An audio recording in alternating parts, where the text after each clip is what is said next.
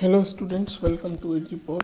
Today we will discuss Panchatantra first story that is named as ब्राह्मणी नकुल कथा। तो कथा इस प्रकार है।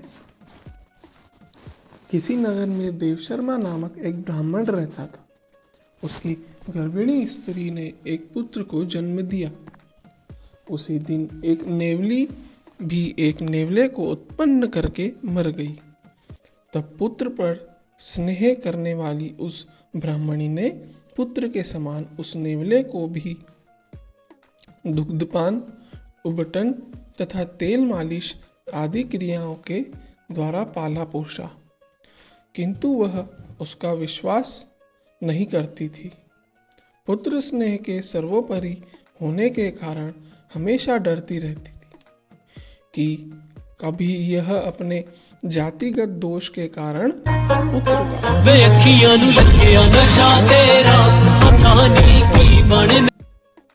अपना पुत्र चाहे कितना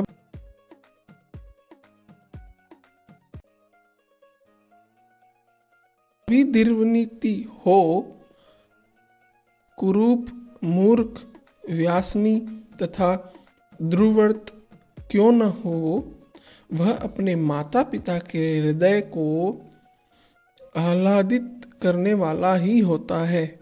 मतलब पुत्र चाहे कितना भी कुकृत्य करने वाला हो, गंदगी में रहने वाला हो, मूर्ख हो, तो किंतु वह अपने माता पिता का तो सर्वोपरि ही होता है। लोग ऐसा कहते हैं कि चंदन अत्यंत शीतल होता है, किंतु पुत्र के शरीर का स्पर्श तो चंदन से भी बढ़कर शीतल तथा आनंददायक होता है। मतलब इसमें चंदन से कंपैरिजन किया गया है कि चंदन का जो स्पर्श होता है वह अत्यंत शीतल होता है, किंतु माता पिता के लिए उनके पुत्र का स्पर्श चंदन से भी शीतल होता है। माने पुत्र सर्वोपरि है उनके लिए।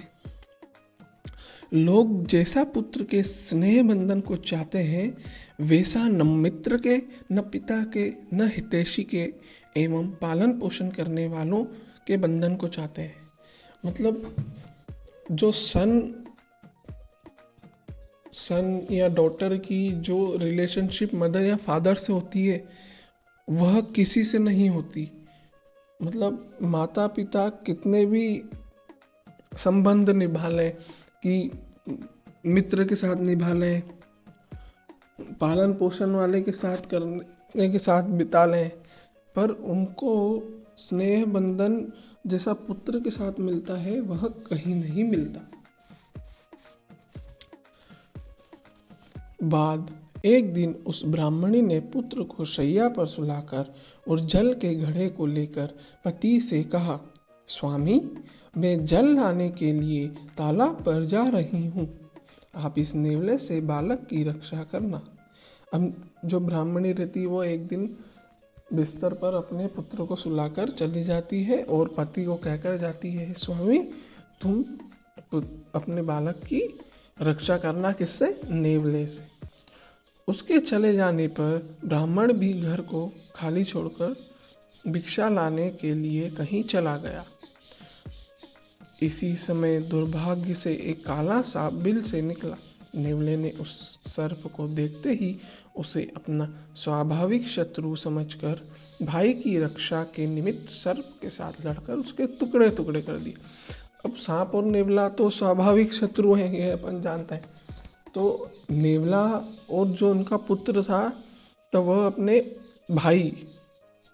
जो उनका पुत्र था उसको भाई समझकर उसकी रक्षा करता है और सांप के टुकड़े टुकड़े कर देता है। फिर ब्राह्मणी के लौटने पर वह नेवला प्रसन्नता पूर्वक अपने कार्य को प्रकट करने के लिए खून से लथपथ मुंह वाला माता के पास पहुंचा। वह उसके रक्त मुख को देखते ही शंकित हो उठी और यह सोचकर कि इस पापी नेवले ने मेरे पुत्र को मारकर खा लिया है, क्रोधातुर हो उसने जल से भरे घड़े को नेवले के ऊपर पटक दिया। अब ब्राह्मणी को नेवले पर शक तो था ही सही शुरू से, क्योंकि वह एक पशु था, जानवर था। तो वह जाती है तो फिर उसके पति को कहकर जाती है।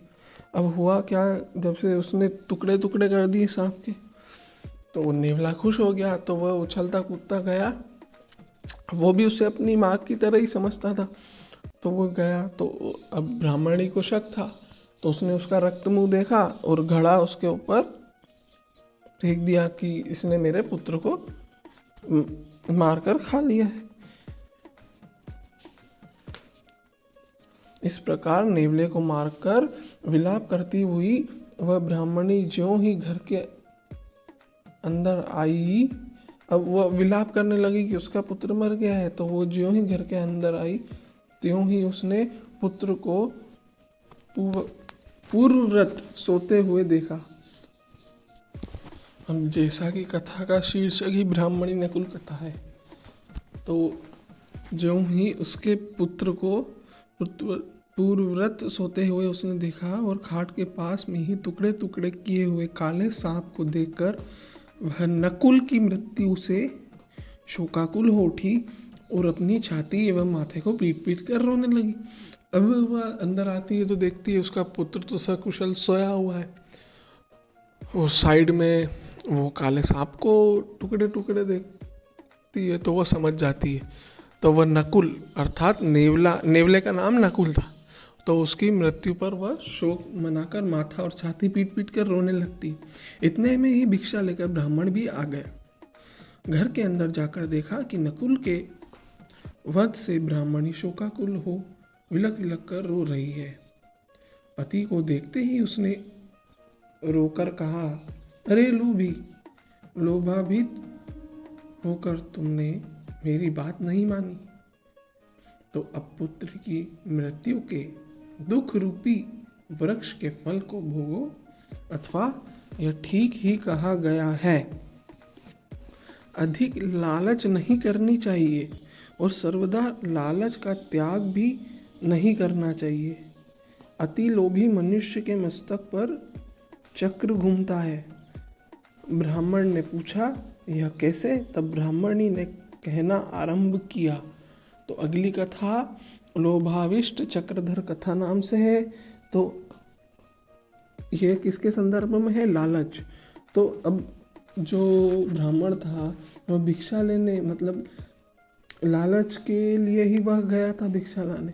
तो ब्राह्मण ने उसे समझा, क्योंकि ऐसा कहा गया है कि लालच अधिक नहीं करना चाहिए, किंतु सर्वदा लालच का त्याग भी नहीं करना चाहिए। अति लोभी मनुष्य के मस्तक पर चक्र घूमता है,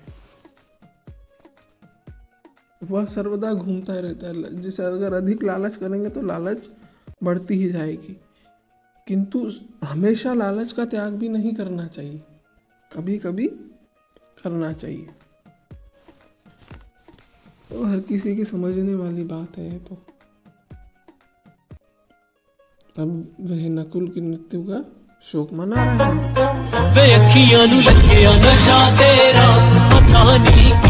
हैं। इस प्रकार हमारी ब्राह्मणी नकुल